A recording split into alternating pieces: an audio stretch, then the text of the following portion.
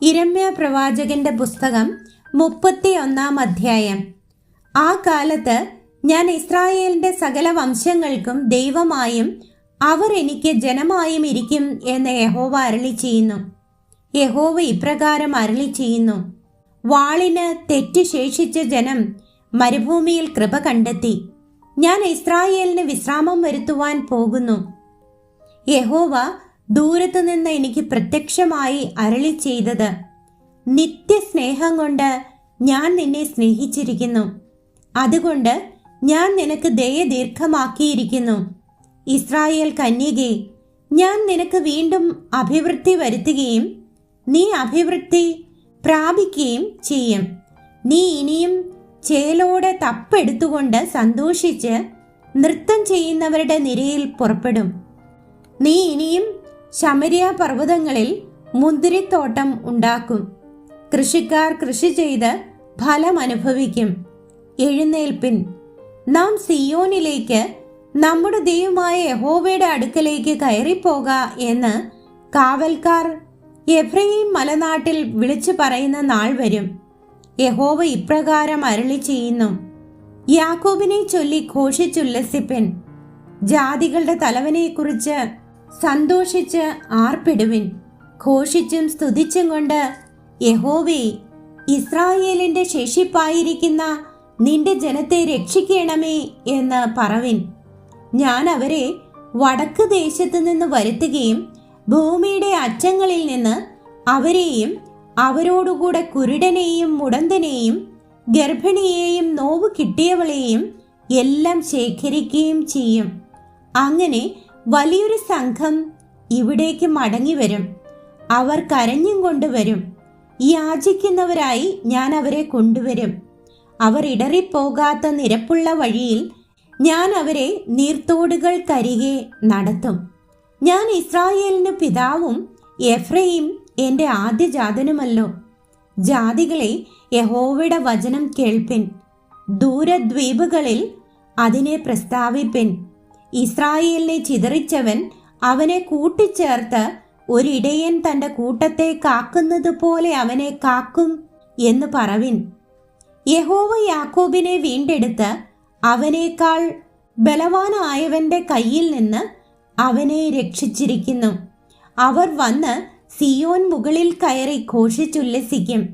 ധാന്യം, വീഞ്ഞ്, എണ്ണ, കുഞ്ഞാടുകൾ, കാളക്കുട്ടികൾ എന്നിങ്ങനെയുള്ള യഹോവയുടെ നന്മയിലേക്ക് ഓടിവരും. അവരുടെ പ്രാണൻ നനഞ്ഞിരിക്കുന്ന തോട്ടം പോലെയാകും. അവർ ഇനി ക്ഷീണിച്ചു പോകുകയുമില്ല. അന്ന് കന്യകയും യൗവനക്കാരും വൃദ്ധന്മാരും ഒരുപോലെ നൃത്തം ചെയ്ത് സന്തോഷിക്കും. ഞാൻ അവരുടെ ദുഃഖം മാറ്റി സന്തോഷമാക്കും. ഞാൻ അവരെ ആശ്വസിപ്പിച്ച് സങ്കടം പോക്കി സന്തോഷിപ്പിക്കും. ഞാൻ പുരോഹിതന്മാരുടെ പ്രാണനെ പുഷ്ടി കൊണ്ട് തണുപ്പിക്കും. എന്റെ ജനം എന്റെ നന്മ കൊണ്ട് തൃപ്തി പ്രാപിക്കും എന്ന യഹോവയുടെ അരുളപ്പാട്. യഹോവ ഇപ്രകാരം അരുളി ചെയ്യുന്നു: രാമയിൽ ഒരു ശബ്ദം കേൾക്കുന്നു, വിലാപവും കഠിനമായുള്ള കരച്ചിലും തന്നെ. റാഹേൽ തൻ്റെ മക്കളെക്കുറിച്ച് കരയുന്നു. അവർ ഇല്ലായ്കയാൽ അവരെ ചൊല്ലി ആശ്വാസം കൈക്കൊള്ളുവാൻ അവൾക്ക് മനസ്സില്ല. യഹോവ ഇപ്രകാരം അരുളി ചെയ്യുന്നു: കരയാതെ നിന്റെ ശബ്ദവും കണ്ണുനീർ വാർക്കാതെ നിന്റെ കണ്ണും അടക്കിക്കൊള്ളുക. നിന്റെ പ്രവൃത്തിക്ക് പ്രതിഫലമുണ്ടാകും. അവർ ശത്രുവിന്റെ ദേശത്ത് നിന്ന് മടങ്ങി വരും എന്ന യഹോവയുടെ അരുളപ്പാട്. നിന്റെ ഭാവിയെക്കുറിച്ച് പ്രത്യാശയുണ്ട്. നിന്റെ മക്കൾ തങ്ങളുടെ ദേശത്തേക്ക് മടങ്ങി വരും എന്ന യഹോവയുടെ അരുളപ്പാട്. നീ എന്നെ ശിക്ഷിച്ചു. മരുക്കമില്ലാത്ത കാളക്കുട്ടിയെപ്പോലെ ഞാൻ ശിക്ഷ പ്രാപിച്ചിരിക്കുന്നു. ഞാൻ മടങ്ങി വരേണ്ടതിന് എന്നെ മടക്കി വരുത്തേണമേ. നീ എൻ്റെ ദൈവമായ യഹോവയല്ലോ. ഞാൻ തെറ്റിപ്പോയ ശേഷം അനുതപിച്ചും ഉപദേശം ലഭിച്ച ശേഷം തുടമേൽ അടിച്ച് നാണിച്ചും ലജ്ജിച്ചും ഇരിക്കുന്നു. എൻ്റെ യൗവനത്തിലെ നിന്നയല്ലോ ഞാൻ വഹിക്കുന്നത് എന്നിങ്ങനെ എഫ്രയീം വിലപിക്കുന്നത് ഞാൻ നല്ലവണ്ണം കേട്ടിരിക്കുന്നു. എഫ്രയീം എൻ്റെ വാത്സല്യപുത്രനോ ഓമന കുട്ടിയോ. ഞാൻ അവന് വിരോധമായി സംസാരിക്കുമ്പോഴൊക്കെയും അവനെക്കുറിച്ച് എൻ്റെ മനസ്സിൽ സ്ഥായി തോന്നുന്നു. അതുകൊണ്ട് എൻ്റെ ഉള്ളം അവനെ ചൊല്ലി ഉരുകുന്നു. ഞാൻ അവനോട് കരുണ കാണിക്കും എന്ന യഹോവയുടെ അരുളപ്പാട്. നിനക്ക് അടയാളങ്ങളെ വെക്കുക, കൈചൂണ്ടികളെ നാട്ടുക. നീ പോയ പെരുവഴി മനസ്സിൽ വെച്ചുകൊള്ളുക. ഇസ്രായേൽ കന്യകയെ മടങ്ങി വരിക, നിന്റെ ഈ പട്ടണങ്ങളിലേക്ക് തന്നെ മടങ്ങി വരിക. വിശ്വാസത്യാഗിനിയായ മകളെ, നീ എത്രത്തോളം ഉഴന്നു നടക്കും? യഹോവ ദേശത്തൊരു പുതുമ സൃഷ്ടിക്കുന്നു. സ്ത്രീ പുരുഷനെ ചുറ്റി പരിപാലിക്കും. ഇസ്രായേലിന്റെ ദൈവമായ സൈന്യങ്ങളുടെ യഹോവ ഇപ്രകാരം അരുളി ചെയ്യുന്നു: ഞാൻ അവരുടെ പ്രവാസികളെ മടക്കി വരുത്തുമ്പോൾ അവർ ഇനിയും യഹൂദാദേശത്തും അതിലെ പട്ടണങ്ങളിലും നീതി നിവാസമേ, വിശുദ്ധ പർവ്വതമേ, യഹോവ നിന്നെ അനുഗ്രഹിക്കുമാറാകട്ടെ എന്നീ വാക്ക് പറയും. അതിൽ യഹൂദായും അതിൻ്റെ സകല നഗരവാസികളും കൃഷിക്കാരും ആട്ടിൻകൂട്ടങ്ങളോടുകൂടെ സഞ്ചരിക്കുന്നവരും ഒരുപോലെ പാർക്കും. ദാഹിച്ചിരിക്കുന്നവനെ ഞാൻ തണുപ്പിക്കും, വിശന്ന് ക്ഷീണിച്ചിരിക്കുന്ന ഏവനും ഞാൻ തൃപ്തി വരുത്തും. ഇതിങ്കൽ ഞാൻ ഉണർന്ന് എൻ്റെ നിദ്ര എനിക്ക് സുഖകരമായിരുന്നു എന്ന് കണ്ടു. ഞാൻ ഇസ്രായേൽ ഗൃഹത്തിലും യഹൂദാ ഗൃഹത്തിലും മനുഷ്യരുടെയും മൃഗങ്ങളുടെയും വിത്ത് വിതയ്ക്കുന്ന കാലം വരും എന്ന യഹോവയുടെ അരുളപ്പാട്. അന്ന് ഞാൻ പറിപ്പാനും പൊളിപ്പാനും ഇടിപ്പാനും നശിപ്പിപ്പാനും കഷ്ടപ്പെടുത്തുവാനും അവരുടെ മേൽ ജാഗരിച്ചിരുന്നതുപോലെ പണിവാനും നടുവാനും അവരുടെ മേൽ ജാഗരിച്ചിരിക്കും എന്ന യഹോവയുടെ അരുളപ്പാട്. അപ്പന്മാർ പച്ചമുന്തിരിങ്ങ തിന്നു, മക്കളുടെ പല്ല് പുളിച്ച് എന്ന് അവർ അന്നാളിൽ ഇനി പറയുകയില്ല. ഓരോരുത്തൻ താന്താന്റെ അകൃത്യം നിമിത്തമത്രേ മരിക്കുന്നത്. പച്ചമുന്തിരിങ്ങ തിന്നുന്നവന്റെ പല്ലേ പുളിക്കുകയുള്ളൂ. ഞാൻ ഇസ്രായേൽ ഗൃഹത്തോടും യഹൂദാ ഗൃഹത്തോടും പുതിയൊരു നിയമം ചെയ്യുന്ന കാലം വരും എന്ന യഹോവയുടെ അരുളപ്പാട്. ഞാൻ അവരുടെ പിതാക്കന്മാരെ കൈക്ക് പിടിച്ച് മിസ്രയീം ദേശത്ത് നിന്ന് കൊണ്ടുവന്ന നാളിൽ ഞാൻ അവരോട് ചെയ്ത നിയമം പോലെയല്ല.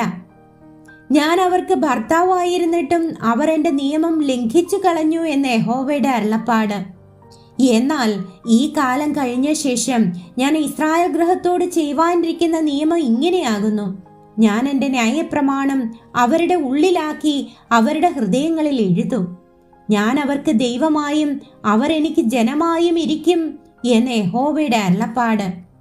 ഇനി അവരിൽ ആരും തൻ്റെ കൂട്ടുകാരനെയും തൻ്റെ സഹോദരനെയും യഹോവയെ അറിയുക എന്ന് ഉപദേശിക്കുകയില്ല. അവർ ആബാലവൃദ്ധം എല്ലാവരും എന്നെ അറിയും. ഞാൻ അവരുടെ അകൃത്യം മോചിക്കും, അവരുടെ പാപം ഇനി ഓർക്കുകയുമില്ല എന്ന യഹോവയുടെ അരുളപ്പാട്. സൂര്യനെ പകൽ വെളിച്ചത്തിനും ചന്ദ്രന്റെയും നക്ഷത്രങ്ങളുടെയും വ്യവസ്ഥയെ രാത്രി വെളിച്ചത്തിനും നിയമിച്ചിരിക്കുന്നവനും കടലിലെ തിരകൾ അലറുവാൻ തക്കവണ്ണം അതിനെ ഇളക്കുന്നവനും സൈന്യങ്ങളുടെ യഹോവ എന്ന് നാമമുള്ളവനുമായ യഹോവ ഇപ്രകാരം അരുളി ചെയ്യുന്നു: ഈ വ്യവസ്ഥ എൻ്റെ മുൻപിൽ നിന്ന് മാറിപ്പോകുന്നുവെങ്കിൽ ഇസ്രായേൽ സന്തതിയും സദാകാലം എൻ്റെ മുൻപിൽ ഒരു ജാതിയാകാതെ വണ്ണം മുടിഞ്ഞു പോകും എന്ന യഹോവയുടെ അരുളപ്പാട്.